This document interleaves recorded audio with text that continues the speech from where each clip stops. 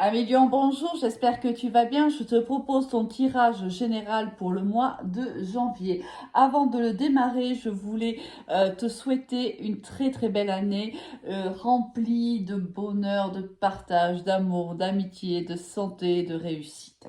Allez, on démarre de suite à million avec l'énergie avec laquelle tu rentres dans ce mois de janvier et on a la carte des amoureux. Ici, certainement qu'il y a un choix à faire entre deux situations ou même deux personnes.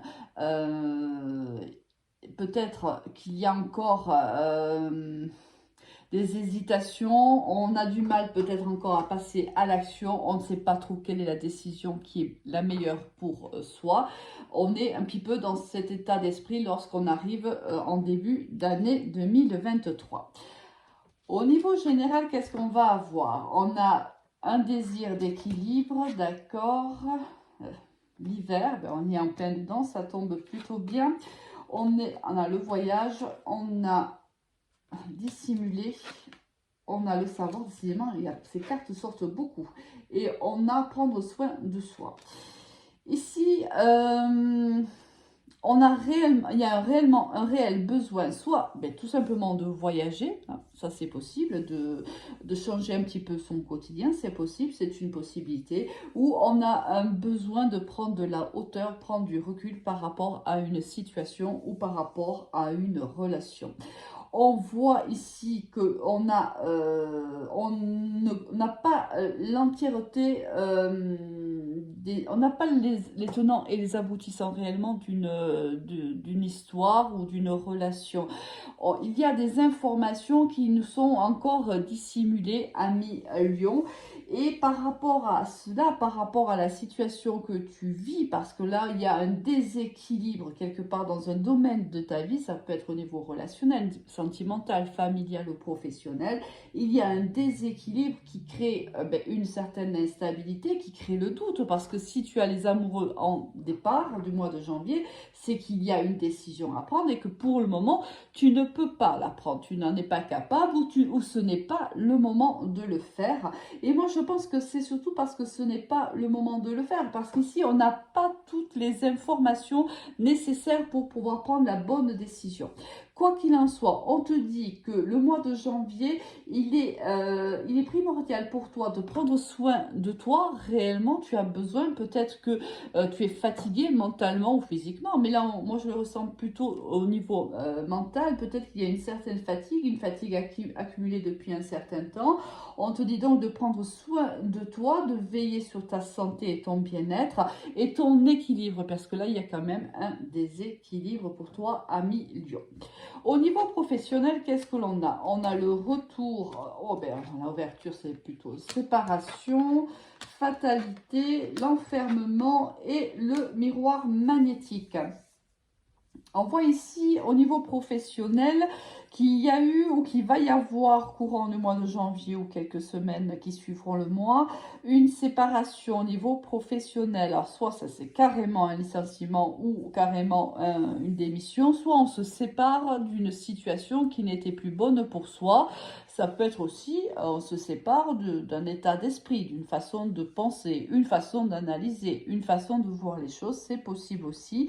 On te dit que après s'être séparé soit de l'entreprise qui t'embauche ou du service, peu importe auquel tu appartiens, on te dit que ça sera réellement le retour à l'abondance, le retour à une réelle opportunité. Ici, il faut arrêter quelque chose pour pouvoir recréer de l'abondance.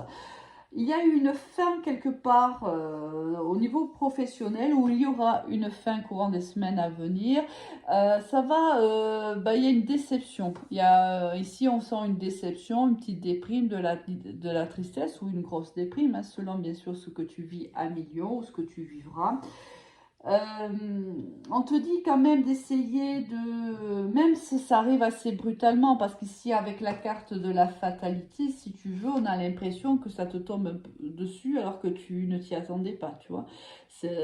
Peut-être que ça n'allait pas très très bien au sein de ton travail, mais tu ne pensais pas que ça irait plus loin, tu ne pensais pas qu'on te proposerait soit une rupture à l'amiable, soit qu'il y aurait un licenciement, c'est possible. Et tu apprends cette nouvelle, là, ça t'arrive quand même sur le coin du nez, alors que tu t'y attendais pas forcément. Mais pas de panique, ici on a quand même l'opportunité qui se présente juste après. Hein. C'est peut-être aussi toi qui pars parce que tu as trouvé une opportunité ailleurs et tu vas donc présenter à ton employeur ta démission. C'est possible. Ça risque de te... Voilà, il y a un petit peu de... il y a de la tristesse, bien sûr, parce que on quitte peut-être des collègues avec qui on s'entendait bien, mais bon, voilà, il y a cela, mais on voit que c'est pas bien grave, puisque l'opportunité se présente très très vite.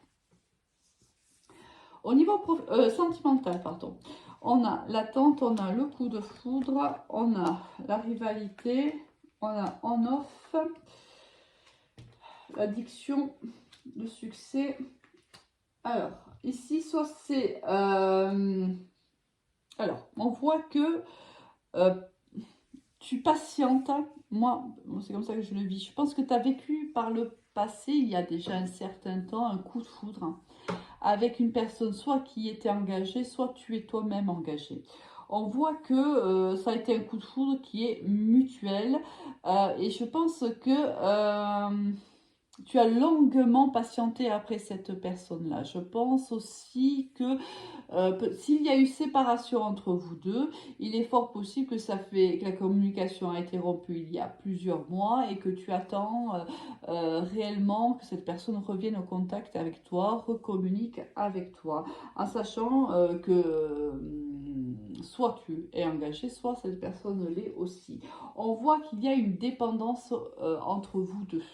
Alors, soit c'est toi qui as une dépendance, soit c'est l'autre, mais ça peut être aussi les deux personnes.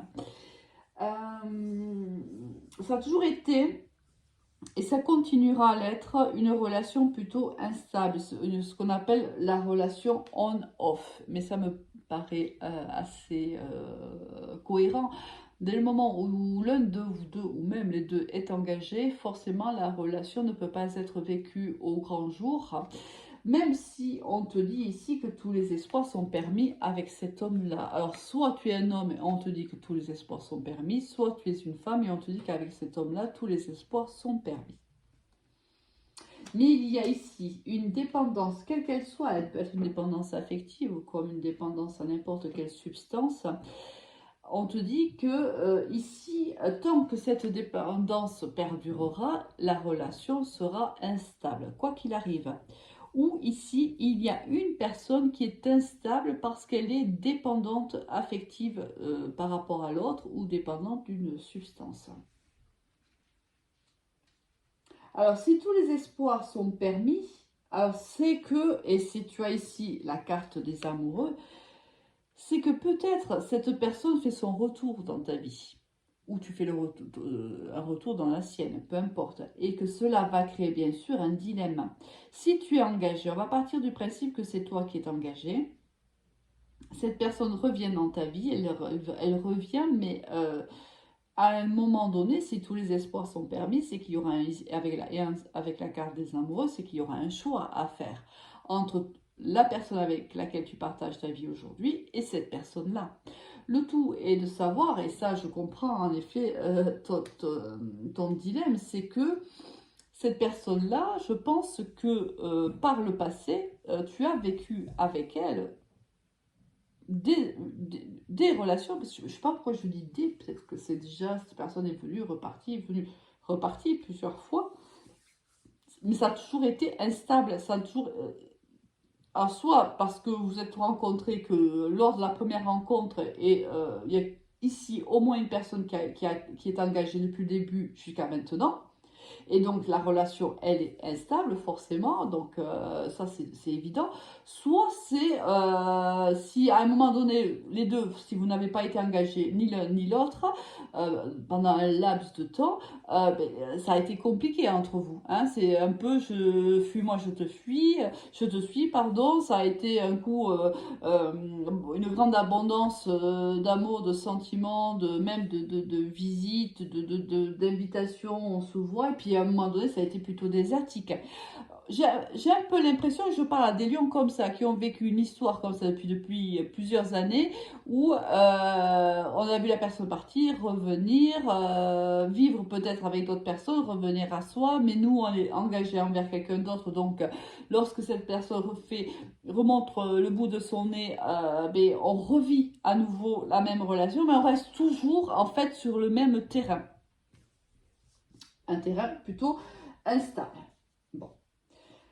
Avec quelle énergie tu vas quitter ce mois de janvier, ami Lion, avec la magnifique carte du chariot? Et là encore, on te dit que pour atteindre la réussite, il faut pouvoir diriger tes 2 chevaux dans la même direction. Là, on ne le voit pas, mais dans l'arcane majeur du tarot classique de Marseille, le chariot, c'est en fait un jeune homme qui conduit un chariot avec 2 chevaux. L'un tire plutôt à droite et l'autre tire plutôt à gauche. On voit qu'il ne tient pas de rêne, donc ça veut dire qu'il ne contrôle pas ses chevaux. Et tant qu'il ne contrôle pas ses chevaux, c'est-à-dire tant qu'il ne décide pas d'une direction, il ne pourra pas atteindre son but et son objectif. Quand il décidera de la direction qu'il prendra, il pourra tirer ses chevaux parce qu'il aura ajouté une reine. Et tirer ses chevaux pour aller dans la même direction, dans la direction qu'il aura choisie. Je te souhaite un excellent mois de janvier à mi-lion. Je te dis à très vite. Au revoir.